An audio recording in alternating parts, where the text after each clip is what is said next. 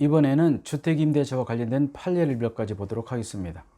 1번 주택인도와 주민등록, 다시 말해서 대항요건은 우선 면제권의 취득 요건일 뿐만 아니라 존속 요건이기 때문에 이런 것은 배당 요구의 종기인 경락기일까지 계속 존속해야 된다는 거. 다시 말해서 경락기일 전까지는 이사 간다든지 하면 안 된다는 얘기 되겠죠.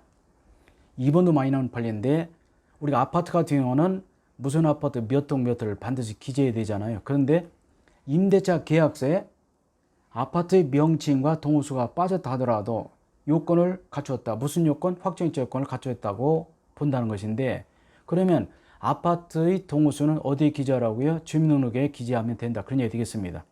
주민등록에만 무슨 아파트 몇 동 몇 호가 기재되면 계약서에는 동호수가 빠져도 괜찮다는 것. 굉장히 중요한 판례, 꼭 알아두시기 바라고요. 그리고 주택임대차를 보호하는 이유는 임차인의 거주를 돕기 위한 것이기 때문에 실제로는 거주하지도 않으면서 단순히 채권을 해소하기 위해서 주민을 옮겨놨다. 그런 경우는 보호받지 못한다.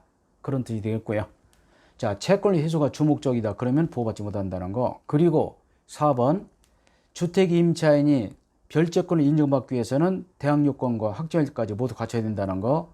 별채권은 채무자의 파산 일종의 우선 변제권인데 이미 우리가 배운 적이 있습니다. 별채권자는 유질조정가, 유치권자, 질권자, 저당권자, 전세권자, 그리고 가등기 담보권자와 이에 해당되는데, 주택임차인이 대항요건 확정일자를 모두 갖추면 역시 임차인에게도 별채권이 인정된다는 거. 별채권은 무슨 뜻이라고요? 채무자의 파산 일종의 우선 변제권이라고 보시면 되겠습니다. 자, 우선 변제권에 관한 법리는 임차주택이 미등기 상태도 그대로 적용된다. 예전에는 임차주택이 최소한 보존등기가 되어야 보장되었지만, 그러나 지금은 임차주택이 미등기 상태라 하더라도 대지와 건물의 경락대금에서 우선 변제를 받을 수 있다고 판례가 바뀌었죠. 미등기 상태도 그대로 적용되고요. 임대인이 명의신탁자, 진짜 주인으로부터 세율을 얻은 증거죠. 임대인이 명의신탁자인 경우는 임차인은 등기부상 법률상 소유자인 명의신탁자에 대한 관계에서는 적법 임대차를 주장할 수 있죠. 이건데 갑일에게 집을 명의신탁했다. 그러면 갑은 실질 소유자, 을은 법적 소유자죠. 그러나 실질 소유자 갑으로부터 임차한 A라는 친구는 을에 대한 관계에서는 내가 적법한 임대차다라는 것을 주장할 수 있다. 그런 얘기가 되겠고요.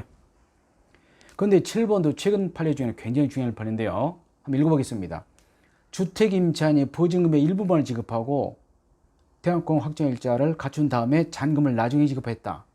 그런 경우에 보증금에 대해서 우선 변제 순서가 문제되는데, 예컨대 보증금이 5억인데 8월 20일 날 임차인이 보증금 3억을 주고 일단 이사 들어왔습니다. 확정일자 갖췄고요.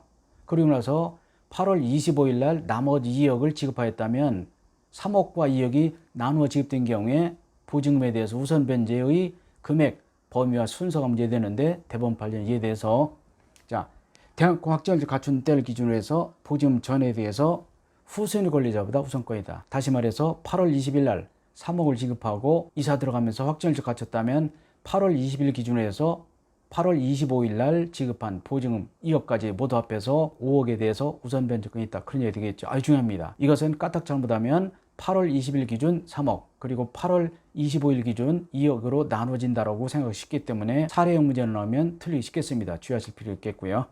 전액에 대해서 후순위 권리자보다 우선권이 있다. 그런데 임차권은 역시 거주의 주목적이 있기 때문에 임차권과 나누어서 보증금 반환 채권만을 양수받았다. 그런 사람은 우선 변제권이 없습니다. 반드시 거주하면서 보증금 반환 채권을 양수받아야 되지, 거주하지도 않으면서 보증금 반환 채권만을 양수받았다. 이런 사람은 보증금 반환 채권에서 우선 변제권이 없다. 그런 얘기가 되겠고요. 소액보증금의 최우선 변제권도 굉장히 중요합니다. 글쎄 실무에서는 중개사를 통해서 임대차 계약을 주로 하기 때문에 이런 일이 발생하기 힘들지만요, 시험에서는 굉장히 중요합니다. 즉 보증금 중 일정액을 선순위 담보권자보다 우선할 수 있어. 일반적으로는요, 아무리 임차권이 중요하다 하더라도 선순위 저당에 밀리는데요, 소액보증금은 선순위 저당보다 우선한다. 다시 말해서 최소한 반 얻을 돈 정도는 빼주자. 그런 법의 취지가 숨어 있습니다. 즉 임차인이 순서에서 밀려서 임대차 계약 시에 앞에 선순위 저당 등이 많은 것을 모르고, 압류 등이 많은 것을 모르고 세 들어갔는데 나중에 알고 봤더니 순위에서 너무 밀려서 보증금은 전액 그냥 두고 일부도 못 받겠더라. 그런 경우에 우리말로 길거리에 나앉는다. 그런 일을 없애기 위해서 최소한 방 칸 얻을 정도는 빼주자. 그런 취지에서 생긴 제도라고 보시면 되겠습니다. 요건은 임차 주택의 경매 신청 등기 전에 대항 요건, 다시 말해서 거주하고 지금 옮기면 되죠. 그럼 뭐는 필요 없어요? 확정일자까지는 필요 없습니다. 다만 이 경우에도 소액 임차인이 보증금 전액을 모두 회수해가면 선순위 저당권자들이 피해가 너무 크기 때문에 그 경우라 하더라도 주택가액의 2분의 1 범위 내에서만 보장된다는 얘기죠. 즉 주택가액의 2분의 1은 선순위 담보권자, 그리고 나머지 2분의 1 범위 내에서 소액 임차인의 최우선 변제권이 인정된다는 거 아주 중요합니다. 꼭 알아둘 필요 있겠고요.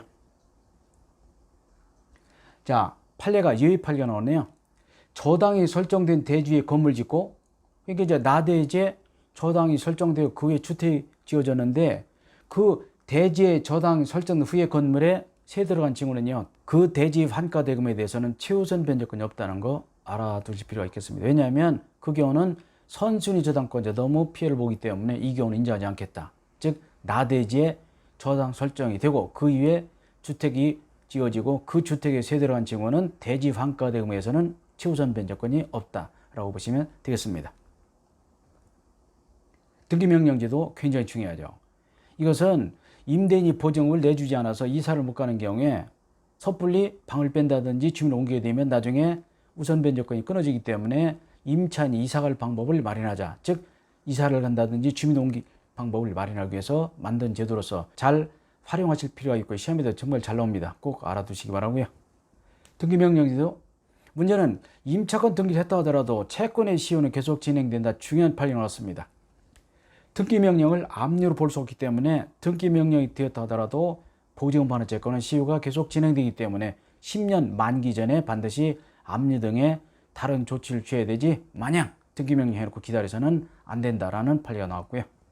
의의는 임대차 종료 후 보증금을 반환받지 못한 임차인이다. 임대차 기간 중엔 등기명령을 신청할 수 있어 없어요? 없습니다. 임대차가 끝나야 된다는 거, 임대차 종료 후 보증금을 반환받지 못한 임차인이 할 수 있고요.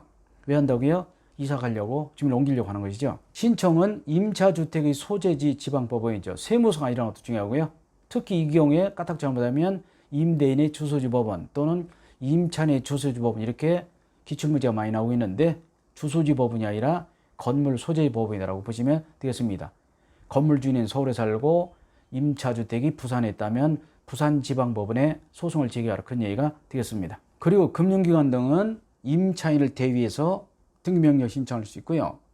특히 비용은 임대인 때문에 발생되는 것이기 때문에 일단 임차인이 먼저 지급하겠지만 누구에게? 임대인에게 나중에 다시 청구할 수 있다고 보시면 되겠습니다. 그리고 기각결정은 항고할 수 있고요. 자, 효력을 보시겠습니다. 임차권 등기된 경우는 일단 왜 한다고요? 이사 가려고, 주민 옮기려고. 따라서 임차권 등기 시에 대항권 우선 변제권이 취득하지만 그러나 이미 보통은 되어 있기 때문에 이사 가도 주민 옮겨도 괜찮다. 그것이 핵심 내용이 되겠고요. 그런데 임차권 등기해놓고 임차인이 나갔습니다. 그 나간 주택, 다시 말해서 비어있는 주택을 그 위에 세두는 사람은 소액보증금조차도 못 받는다. 굉장히 중요합니다.